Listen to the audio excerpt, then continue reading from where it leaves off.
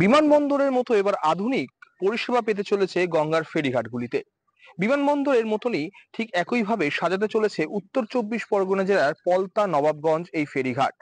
ঠিক একইভাবে চিন্তা ভাবনা করেছেন মুখ্যমন্ত্রী মমতা বন্দ্যোপাধ্যায় বিভিন্ন ঘাটগুলিকে একই জায়গায় নিয়ে যাওয়ার বিমানবন্দরের মতো। তা নিয়ে ইতিমধ্যেই নবান্নের তরফ থেকে 15 থেকে 16 কোটি টাকা প্রতি ঘাট পিছু খরচ করার কথাও ভাবনা চিন্তা করা হয়েছে। আমরা কথা বলেছিলাম উত্তর ব্যারাকপুর পৌরসভার পৌরপ্রধান মলয় ঘোষের সঙ্গে।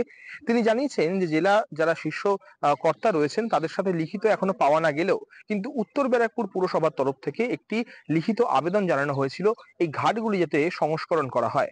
কিন্তু মুখ্যমন্ত্রীর এখনো চিন্তায় অত্যন্তই খুশি হয়েছেন উত্তর ব্যারাকপুর পৌরসভার পৌরপ্রধান মলয় ঘোষ। তবে গভর্নমেন্টের একটা পরিকল্পনা আছে যে ঘাট সংলগ্ন একটা সারাউন্ডেড বোধহয় 500 মিটার ব্যাসার্ধ এরিয়া নিয়ে তারা ডেভেলপমেন্ট করবে।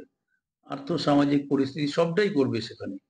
সে অনুযায়ী আমার তো নর্থ ব্যারাকপুরে 3টে ঘাট আমার ফাংশনিং, একটা দেবীদল, একটা নবাবগঞ্জ আর এক মনিরামপুর। আমি সব ঘাটগুলো দিয়েছিলাম, তার মধ্যে আমার 2টো ঘাট ভীষণ ভায়াবল, একটা নবাবগঞ্জ আর মনিরামপুর। নবাবগঞ্জ ঘাটটা একদম রাস্তার উপর এবং সারাউন্ডেড যে এরিয়াটা রয়েছে সেখানে আমাদের জায়গা আছে, আমরা অনেক কিছু করার মতো রয়েছে।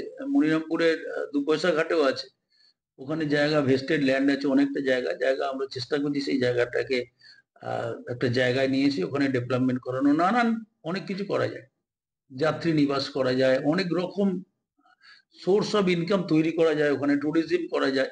সে অনুযায়ী আমাদের প্রপোজাল ছিল, গভর্নমেন্ট নিশ্চয়ই কনসিডার করে সেগুলো করছে। এই কাজটা যদি হলে মানুষ উপকৃত হবে, তো একদম ভীষণভাবে উপকৃত হবে, সাংঘাতিকভাবে উপকৃত হবে। ব্যারাকপুর থেকে শুভজিৎ সিং এর রিপোর্ট, আমার শহর কলকাতা টিভি।